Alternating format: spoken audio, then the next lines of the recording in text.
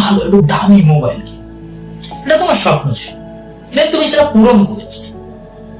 এবং অনেক ক্ষেত্রে কি হয়, এটা সে মানুষ কি করে থাকে যে স্বপ্নটা পূরণ করেছে, আরে সেটা তুমি রিয়েলাইজ করো, কিছুদিন যা, তারপরে তুমি আবার আরেকটা স্বপ্ন নিয়ে ভাবো, আরেকটা জিনিস করতে থাকো, করার জন্য তুমি আগ্রহী হও।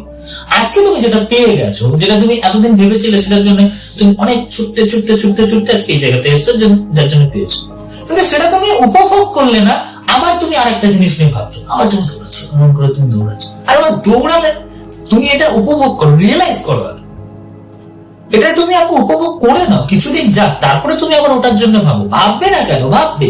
আজকে তোমার মোবাইল আছে, কালকে তোমার আরেকটা জিনিস তুমি ঘরে করতে চাও, ভাবো, সেটা কথা না, কিন্তু তুমি এটা আগে উপভোগটা করে নাও, রিয়েলাইজ করে নাও।